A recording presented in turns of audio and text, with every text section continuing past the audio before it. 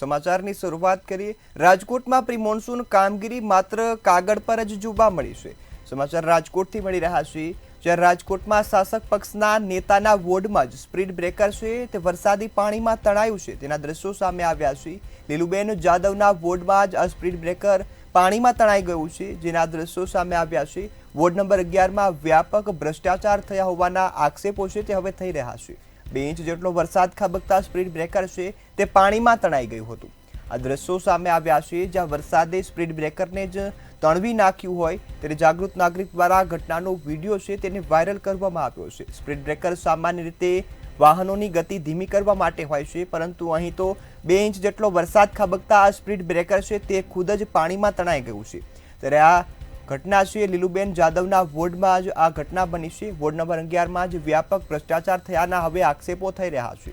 ત્યારે આ ભ્રષ્ટાચાર બાદ હવે લોકોએ પણ આ અંગે તપાસની માંગ કરી છે। જાગૃત નાગરિકે આ અંગે વિડીયો બનાવી લોકોને જાગૃત કરવા માટે એક અપીલ કરી છે।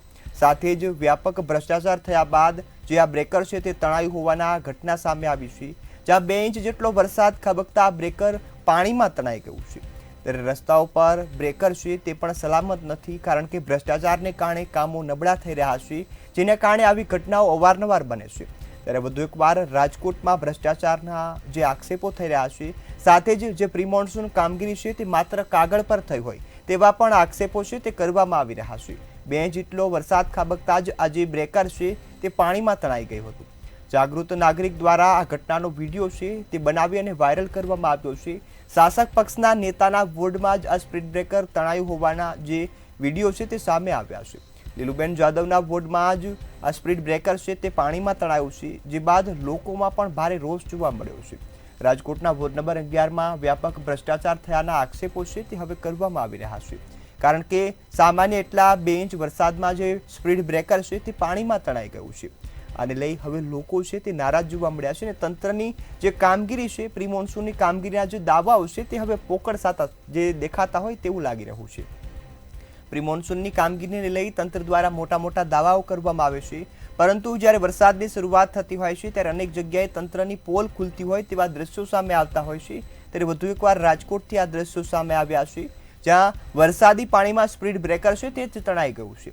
દ્રશ્યોમાં જોઈ શકાય છે સ્પીડ બ્રેકર છે તે પોતાની જગ્યાએથી તણાઈ અને આગળ રસ્તાની સાઈડ સુધી પહોંચી જાય છે। તેને જોતા લાગે છે કે જે સ્પીડ બ્રેકરની કામગીરી છે તે ખૂબ જ નબળી ગુણવત્તાની હતી। જો આ સ્પીડ બ્રેકર તણાયું છે, જેના કારણે લોકોને પણ હાલાકી પડી રહી છે। ત્યારે હવે પ્રી મોન્સૂનની કામગીરીને લઈ તંત્ર જે દાવા કરે છે તે દાવા અહીં પોકળ સાબિત થતા દેખાઈ રહ્યા છે। ત્યારે આ શાસક પક્ષના નેતાના વોર્ડના જ દ્રશ્યો છે, ત્યાં જે સ્થાનિક છે તેના દ્વારા એવું જણાવવામાં આવે છે કે સામાન્ય એટલા જે 2 ઇંચ જેટલો વરસાદ પડ્યો છે ને આ વરસાદ પડતા આ સ્પીડ બ્રેકર છે તે તણાઈ ગયું છે। ત્યારે જાગૃત નાગરિકે આ અંગેનો વિડીયો બનાવ્યો છે ને આ વિડીયો હવે વાયરલ કરવામાં આવ્યો છે, કારણ કે રાજકોટ મનપા દ્વારા જે દાવાઓ થઈ રહ્યા છે પ્રી મોન્સૂનની કામગીરીને લઈ લાખો રૂપિયાનો જે ખર્ચ થઈ રહ્યો છે તે લાખો રૂપિયાનો ખર્ચ વરસાદની શરૂઆતમાં જ પાણીમાં ગયો હોય તેવા આ દ્રશ્યો છે તે દર્શાવી રહ્યા છે। કારણ કે રાજકોટની આ ઘટનામાં સ્પીડ બ્રેકર છે તે તૂટી જવાની ઘટનાઓ તો આપણે ઘણી જગ્યાએ જોઈ હશે, પરંતુ સ્પીડ બ્રેકર પાણીમાં જે તણાઈ ગયું આવી ઘટના સંપૂર્ણવાર જે સૌ પ્રથમવાર રાજકોટથી સામે આવી છે।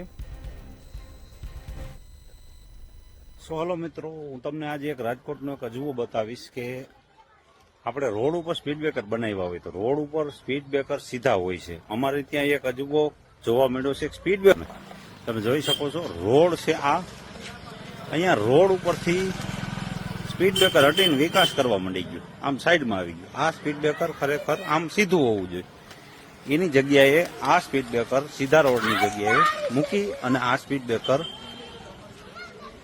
આડું થઈ ગયું, આ વિકાસ કરી ગયું। તમે જોઈ શકો છો કે આ સ્પીડ બ્રેકર એટલું બધું વિકાસ કરી ગયું કે આ સ્પીડ બ્રેકર રોડની જગ્યાએ આમ સાઈડમાં આવી ગયું। ટૂંકમાં આને ખબર પડી કે હવે પાછું વળી જવાય, આ તંત્રને કેદી ખબર પડશે? તમે જોઈ શકો છો નીચે આ સ્પીડ બ્રેકરની હાલત શું છે બનાવતી વખતે। આ જગ્યાએ સ્પીડ બ્રેકર હતું એ મૂકી અને આ સ્પીડ બ્રેકર રોડે ચડી ગયું, સાઈડમાં વહી ગયું, આઘું વહી ગયું, ખબર પડી ગઈ કે આ વિકાસ ગોટાળે ચડી ગયો છે। તમે જોઈ શકો છો આ એરિયાની હાલત. સારો એવો રોડ છે, 2 વર્ષમાં ગાબડા પડી જાય એવો છે ને.